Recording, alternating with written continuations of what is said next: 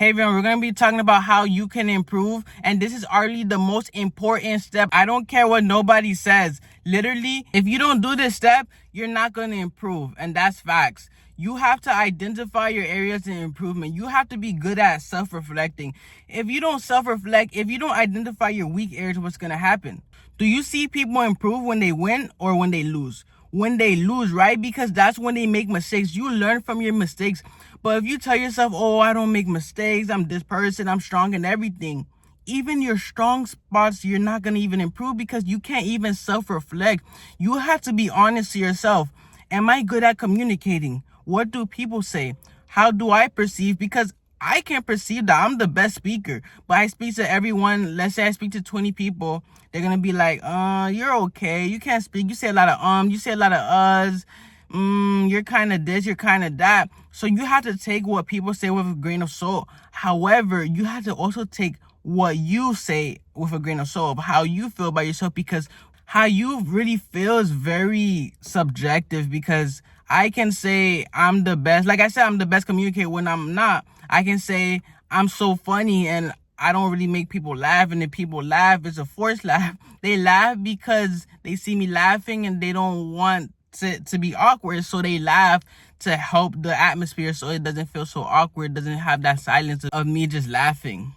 And the way to do this is using meditation, journaling, and feedback from others. Because basically, using these methods, you're basically self-reflecting, you're journaling what you did wrong, what did you say, how can you improve, you're meditating, you're like, okay, what did I do wrong? And you're having feedback from others, which is already the best step, because you have real life, real feedback from people. You can use this acronym called SMART, which stands for specific, measurable, attainable, relevant, and time-bound. So you have a specific goal.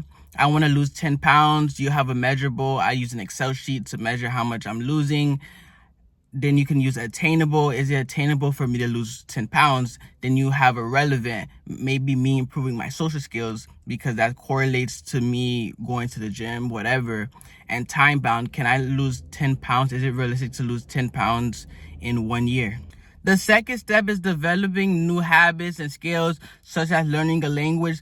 This is arguably very important because this is your time to be productive and you improve, right? Because like I said, this is tips for improvement. So maybe learning a language. Language is very important. Like I learned a language and it really helped me and I felt good. You know that feeling when you speak to someone, you can't communicate and you need someone to translate and you feel bad? Like I feel bad. I don't know about y'all, but I feel bad when I'm trying to communicate with someone, but I can't because I don't know their language. And I know there's stuff, technology and to be able to translate, but it's not the same using devices versus just speaking naturally with someone. Like if you speak English, me speaking English to someone, we do natural.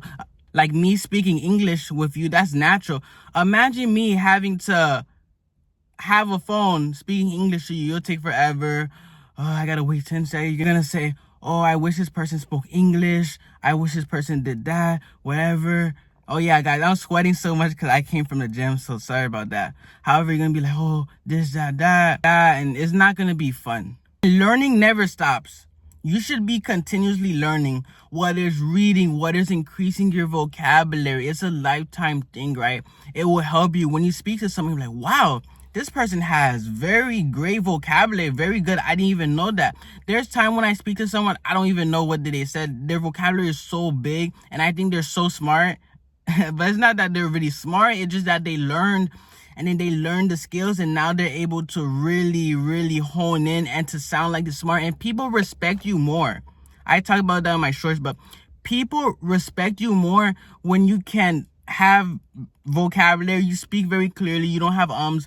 I struggle with sometimes, and it's something that really gonna help you. And having hobbies, right? Like it could be learn language or just learning a instrument, whether it was violin. I used to play violin when I was younger and it was amazing. It was fun. Piano and all of those. It was so fun. Learn something, right? Learn a hobby and a productive hobby, right? Don't make your hobby going out, right? Going out and drinking. That's not a good hobby at all. Like that's really poison to your body. Do something that's productive, that's amazing, right? I'm not saying you can't have fun, but Find something that's productive, that is your hobby. You learn that when you talk to someone, when you can literally, your hobby is good when you can tell anyone any age range. Oh yeah, I like playing the piano. I can tell a 50-year-old or 20-year-old, a 10-year-old that. But me going out having fun night, I can't really tell a bunch of people that. I can tell certain people, because certain people are gonna be like, nah. It's not something that's helping you. It's not something that you would recommend to some. Oh yeah, you should do that too. It's good for you. No one's gonna be like, oh, playing piano, that's bad for you.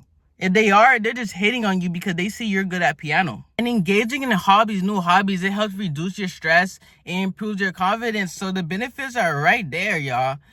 And this is hard. Sometimes my struggle is exercise and sleep and nutrition, right? If you're not eating right, if you're not exercising enough, if you're not sleeping, it all correlates. It affects your brain, right?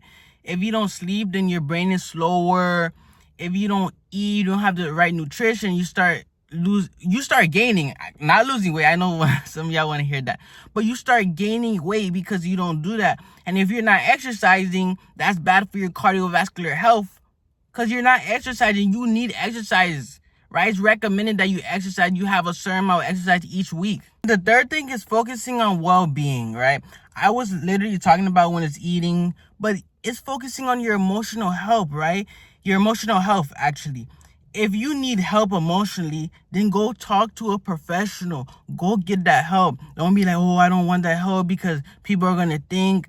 And then your physical and emotional health, they all correlate.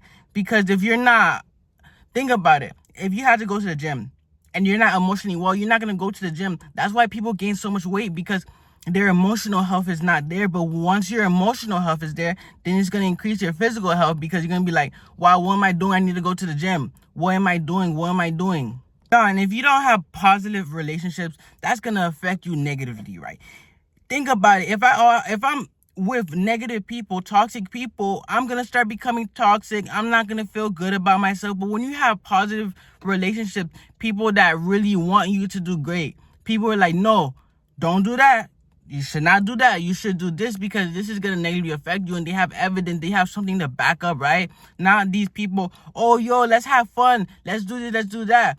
Is that impacting your health negatively? If yes, then you shouldn't do that. If it's impacting your health negatively, you're going to have to face the consequences years and years after this, right? It's not something you just do, oh yeah, and you just do. No, you're going to get affected to it, and you're not going to like it, and then you're going to have to pay out of your own pocket for all the consequences that you did in your past when you're young, when you weren't thinking. Seek support and guidance. Having a mentor is the best thing that ever happened. I had a mentor. I was able to talk about anything. I was able to talk about how I did this. Find a mentor that's in the same, not exact situation, but wants to do. If you want to do a business, if you want to become a doctor, if you want to become a lawyer, find a mentor that has been in that situation or that career, so you can improve. Having a mentor, they understand. If you're going to 10 years of school or 4 years of school and your parents have never went to college or whatever, they won't understand. So it's hard for them to relate. Oh, it's a waste of money. Is this, is that. So why not have a mentor, have someone guide you, and they literally can help you success. There's literally mentors that can literally guide you on how you can make your first 6 figures. And yeah, I know I spoke of this on my video, but embrace your positive peer pressure. When y'all hear peer pressure, y'all think bullying, whatever, but there's positive peer pressure in that. And when I was talking about really people improving you, that's positive peer pressure. People improving you, trying to tell you to do this, to do that, not to do that. They're telling you, don't go there, because they experienced it. They know it's not good. You know how people be like, I'm like, why are you doing that? Oh, I know it's bad for me, but don't do it. Don't do it. I know it's bad for me, but don't do it. They're telling you it's bad, and they're telling you not to do it because they know what they're doing is bad, but they enjoy it. But they don't want you, the peer or whatever you are, they don't want to affect you. They don't want to be a bad influence to you.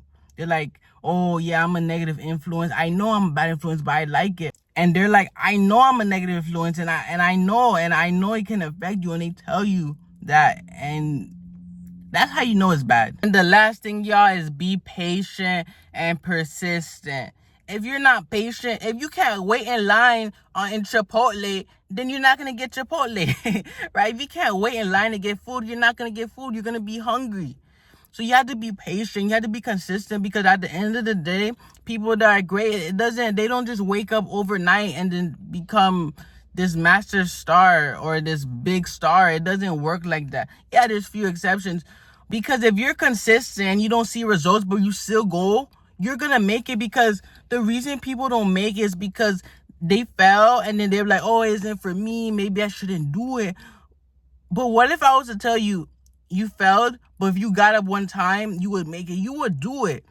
But people don't just fall one time. They fall 10 times, 100 times. And on the 101 time, and the time where people say you weren't going to make it, and the time that people were telling you that you're delusional, you made it, right? Because delusional people are the people that make it. Like, people don't tell you that. You know, those people that they take a certain step, like, why are you so delusional? You're not going to make it. The delusional people are the successful people, because the step that they wanted to take, a lot of people call them delusional. And then since they were delusional, they became successful. But if you're like, oh, I don't want to be delusional, I don't want people to think this. Those people don't make it because they're so focused on what people think. Allow yourself to make mistakes. Don't be that person, oh, I want to make sure everything's correct. No, be happy that you made mistakes, because you learn from it, right? You learn from it, you improve. Because like I said, if you don't make mistakes, you're never going to learn. So plan for imperfection. Plan in your schedule that maybe you're going to miss a day. Maybe you're not going to do this. Maybe just plan for that and learn how to improve from that. And that was it for the video, you all. It's Chosen Elevates. Make sure to like and subscribe if you agreed, or if you have any ideas, let me know in the comments. And thank you for watching. I hope to see you all in the next video.